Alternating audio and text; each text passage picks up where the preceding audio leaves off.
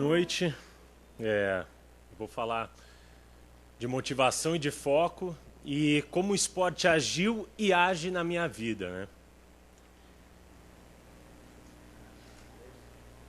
Esse controle aqui tá complicado, né? Bom, eu desde que me conheço por gente, eu sou apaixonado por esporte, vivi o esporte por influência do meu pai, vivi e amo o esporte. E cheguei a fazer tudo quanto era esporte na escola, cheguei a jogar em categorias de base de time de futebol, cheguei até a profissionalizar, mas por um acaso da vida, a moda surgiu e eu comecei a trabalhar também como modelo. Isso foi tomando uma proporção maior, claro que a parte financeira também pesava, né? Porque às vezes você ganha como atleta, no começo principalmente, não paga um dia como modelo. Isso foi tomando uma proporção maior, então a moda ficou como primeiro plano e o esporte passou a ser um segundo plano. Porém, eu sempre estava ligado ao esporte, fiz faculdade de educação física, troquei do futebol para o boxe e aquilo continuou, a moda sempre em primeiro plano e aquela minha paixão de lado. E eu fui conquistando muitas coisas, viajando o mundo com a moda, conquistando trabalhos, grandes trabalhos. E depois de 10 anos como modelo, finalmente eu recebi uma grande oportunidade, que foi de fazer uma campanha de perfume, de me tornar imortal para a moda, né? Porque você vira aquele perfume e claro que te traz um retorno financeiro muito grande. E o retorno que aquele trabalho ia gerar era uma coisa muito maior. Então, tudo que eu esperei pela minha vida como modelo foi realizar esse trabalho, que foi uma campanha para uma grife muito grande, com o maior fotógrafo do mundo, com as top models. E isso aí aconteceu em 2008. Só que quando eles lançam essa campanha, na verdade, quando eles começam a produzir, eles fazem a campanha um ano antes, e todo esse processo é tão grandioso que leva um ano para ser trabalhado e para ser lançado. E durante esse um ano eu fiquei na geladeira, não podia fazer nada. E aquilo para um jovem me consumiu muito, né? Porque eu também não estava numa situação financeira tão fácil. E ao mesmo tempo eu não podia trabalhar esperando aquele grande momento. E me preparando para aquilo. Eu tinha que entrar no padrão da moda, que esteticamente era alguém mais magro. Eu sempre tive um perfil grande. E em 2009... quando ia ser lançada essa campanha, faltavam 15 dias, no dia 4 de julho, eu lembro de eu ter acordado, fui fazer um treino de boxe de 1h30, fui na agência, vi meus documentos, à tarde corri mais 12, 15 quilômetros, e fim de tarde meu pai me ligou, falou, Nando, tem um jogo aí, vem jogar. Eu falei, fominha, adoro bola, vamos jogar. Joguei um tempo, não consegui mais, começou a me dar cãibra na panturrilha, acabou o jogo, fiquei ali com o pessoal. Fui embora para casa. Quando eu fui embora para casa, apagou, botãozinho off. Não sei o que aconteceu, mas eu acordei. Quando eu acordei, eu estava num lugar todo branco. Olhei, tudo branco. Olhei para minha direita, tinham 3 loiras de branco. Eu pensei isso mesmo. Olhei para o meu lado esquerdo, tinham 2 senhores de branco, né? E aquela pergunta, né? Falei, nossa, o que é isso? Será que é o céu? Todo mundo de branco? Mas eu olhei para o lado direito de novo e falei, bom, o céu não tá ruim não, né, velho? E brincadeiras à parte, mas eu acordei e não sabia onde estava. E eu comecei a ter consciência. Olhei meu corpo e falei, pô, não estou machucado, não tive nenhum ferimento por fora. E comecei a dar comando para o meu corpo e a hora que eu dei comando para a minha perna, eu vi que ela não reagia. As pessoas vinham em mim, minha mãe, meu pai, meus amigos, todo mundo com cara de desespero, até chegar o meu tio calmamente e falar assim, Nando, aconteceu isso, isso, isso, você vai entrar numa sala de cirurgia agora, você vai fazer uma cirurgia e o processo vai começar dali por diante. Ok, entrei, fiz a cirurgia, não me lembro, fiquei 5 dias na UTI induzida. Quando eu tomei a consciência de novo, eu passei para o quarto, fiquei no quarto, passou 1 dia, 2 dias, 3 dias, eu pensei, pô, preciso me reabilitar. Eu tenho o lançamento da campanha, que eu esperei 1 ano, que eu esperei minha vida inteira para fazer um trabalho desse como modelo. Eu preciso voltar daqui 15 dias. E comecei a fisioterapia muito forte. Quando eu comecei essa fisioterapia, estourou aqui, o líquido sinovial começou a vazar nas minhas costas, e isso gerava uma dor de cabeça muito grande.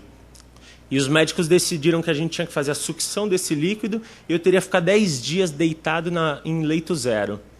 Esses 10 dias foram os piores 10 dias da minha vida, porque eu caí na real do que aconteceu, vi que o trabalho não poderia mais ter, ia ser um processo muito longo. E eu me perguntei, eu falei, pô, eu sou modelo e atleta. E agora? Minhas pernas não funcionam, o que eu vou fazer da minha vida? E passou esses 10 dias, a cabeça fritando. Quando passou esses 10 dias, o médico falou para mim, falou, Fernando, você já pode voltar com a atividade, vai um pouco mais moderada. Ok. Comecei a fazer um trabalho de fisioterapia, fiquei 1 mês no hospital. 2º mês eu fui para minha casa. E 3º mês eu fui para Brasília, no SARA, Hospital de Reabilitação SARA. Quando eu cheguei no SARA, eu comecei um processo de fisioterapia que eles usam o esporte de uma forma lúdica para te entreter e ao mesmo tempo te reabilitar. E eu comecei aquele trabalho. Comecei a fazer fisioterapia, musculação, caminhada com a cadeira, né? Tinha uma cadeira, eu falei, agora eu tenho que me mexer com minha mão, é minha perna. Eu comecei a andar 500 metros, na outra semana 1.000, na outra semana 1.500. Quando chegou no 3º para o 4º mês, que eu já tinha andado com a cadeira 2, 3 quilômetros, eu não sei por que veio na minha cabeça Corrida de São Silvestre. Isso era setembro. Coloquei na minha cabeça e comecei a fazer essas caminhadas, foram aumentando. Do SARA Centro eu fui para o Lago Norte. No Lago Norte me falaram, ó, lá no Lago Norte você vai ter mais condições de fazer esporte, que é o que você gosta, e lá vai ter um professor que vai te estimular muito. Quando eu cheguei lá, eu conheci o Fred, que foi um cara que me estimulou, e eu pude abrir o jogo com ele e falei, velho, eu quero ir para São Silvestre. Foi quando? Agora, dezembro. Você tá maluco, velho? Aí falei, eu quero, meu. Beleza, ele veio no outro dia com uma planilha de treinamento daquele dia até o dia da São Silvestre. E a gente começou, ele como educador físico, começou a trabalhar comigo. A gente começou a caminhar. Passou mais 1 mês, eu já estava andando 7, 10 quilômetros, 12, 15, até o médico chegar para mim e falar, Fernando, você tem que parar com isso, cara. Vai te dar uma tendinite, vai dar um problema na sua mão. Falei, doutor, o senhor é médico, não é? Então, se quebrar minha mão, o senhor conserta. Se quebrar minha cabeça, quem vai consertar? Ninguém, né? Então, me deixa com o meu método. Enfim, e a São Silvestre na cabeça. Só que para ir para São Silvestre tinha que ter uma cadeira especial, né? Que ela tem uma roda aqui na frente e é de corrida, mas até então não tinha essa cadeira, ok. Chegou o fim do ano, era dezembro, eu voltei para São Paulo, vi minha família, Natal, muito bonito, muito legal, mas eu só queria saber da São Silvestre. E a tal da cadeira emprestada chegou. Só que a cadeira é para uma pessoa de 1,60 m. Então eu via que todo mundo põe a perna para trás, né, para correr, e a minha estava para frente. Falei, tá alguma coisa errada. E a hora que eu tiro minha luva, eu tô com a luva de motocross. Todo mundo começou a rir, falar, pô, tu vai correr com essa luva? Eu falei, desculpa, isso aqui é do acidente, eu até passei. Eu falei, vou correr com essa luva. Não, você não vai conseguir. Eu falei, vou. E, não, então eu passo o esparadrapo, aí passei, enfim. Vamos lá. Coloquei a cadeira na linha de partida. Nem sabia onde eu estava, eu sabia que eu tinha aquele objetivo que eu tinha colocado na minha cabeça, através do esporte, através do meu prazer. E foi dada a largada. Quando deu a largada, saí, toquei a cadeira forte, entrei na Consolação, que é uma descida. Quando chega na Consolação, aquela cadeira começou a embalar, ela é de corrida, não é igual essa. E começou a embalar, eu falei, se eu frear aqui na frente, eu vou capotar. E eu fui lá e pus a mão para frear. No 3º, eu senti o tss e um quentinho na mão. Eu fiz tss. A hora que eu olhei, minha mão estava em carne viva. Eu olhei, eu falei, quer saber? Vamos embora. Vamos ver até onde eu aguento. Aí tocava com o cotovelo. Qualquer parte que fizesse a cadeira se mexer, eu estava tocando. E fiz aqueles mas a prova tem 15 quilômetros, fui, chegou no 13º quilômetro, a subida na Brigadeiro, 1,5 km de subida. Eu olhei e falei, vamos embora. Parecia o filme do Forrest Gump, né? Todo mundo aplaudindo, go Forrest! E eu lá.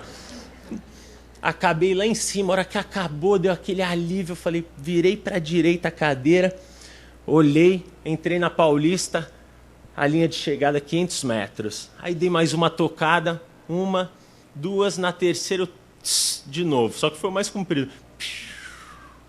Eu olhei e falei, pô, furou o pneu da cadeira. Eu olhei pro céu e falei, Barbudinho, tá de sacanagem comigo, né? Tá me testando. Eu falei, quer saber? Pum, ranquei o pneu. E lá fui eu. Se olhar a cadeira aí, tá sem o pneu na frente. Lá vou eu tocando. E a cadeira... Cheguei, a hora que eu cruzei a linha de chegada, meus pais me esperando. E, de repente, aquele choro, há 6 meses atrás, de tristeza, virou um choro de emoção, de felicidade. Aquele filme passando na minha cabeça de tudo que tinha acontecido nesse pouco tempo e do que poderia acontecer. Mas ali, naquele momento, eu conquistei uma capacidade tão grande.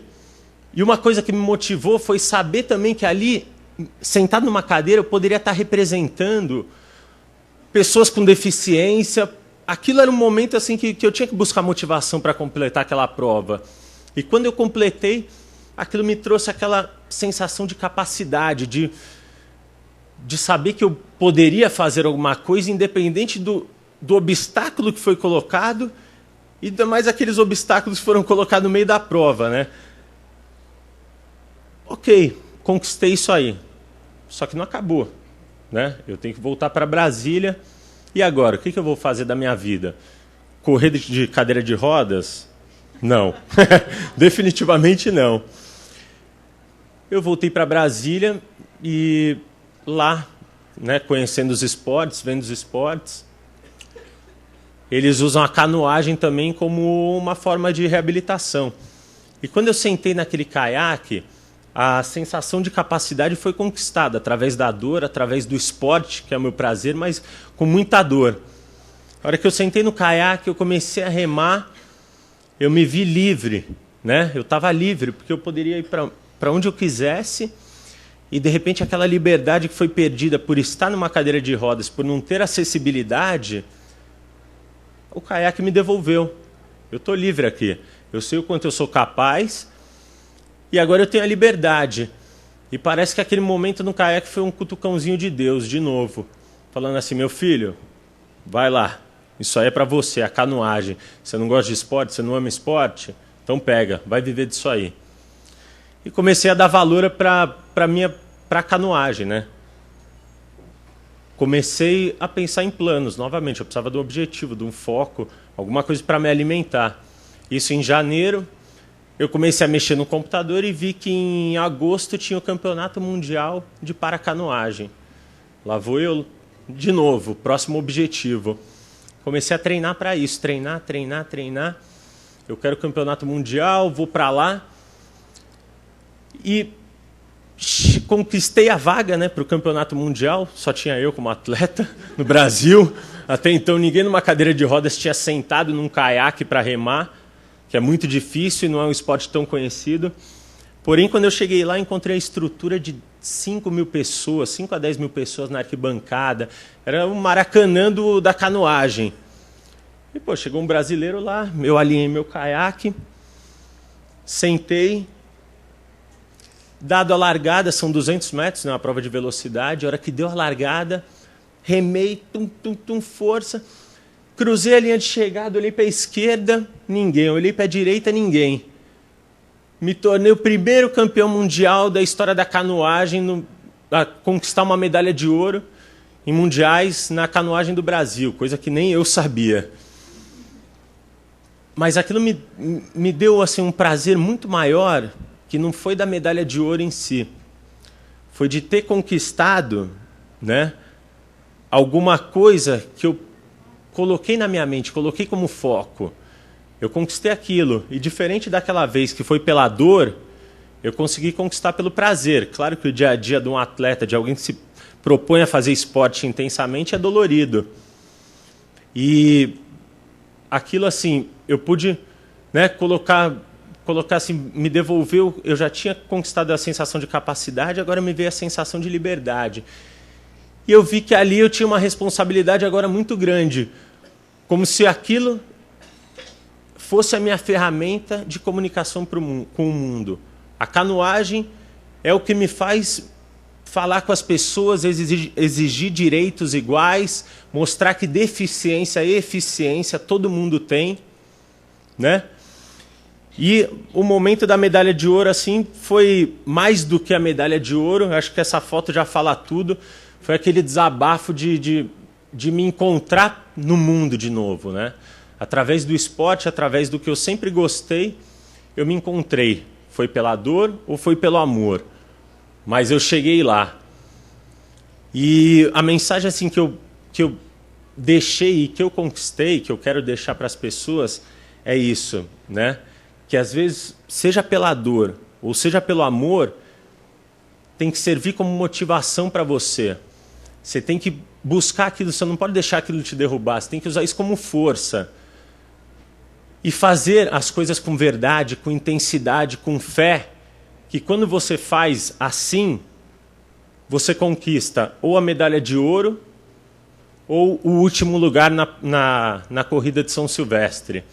E tem uma frase do Ayrton Senna, até a hora que tocou a música aqui eu fiquei arrepiado, né? Que fala exatamente isso. Seja você quem for, seja qual for a posição social que você tenha na vida, a mais alta ou a mais baixa, tenha sempre como meta muita força, muita determinação e sempre faça tudo com muito amor e muita fé em Deus, que um dia você chega lá. De alguma maneira, você chega lá. Então, obrigado aí por compartilhar isso com vocês. E eu acho que a mensagem é essa. Faça com amor, faça com verdade, que você vai colher os frutos.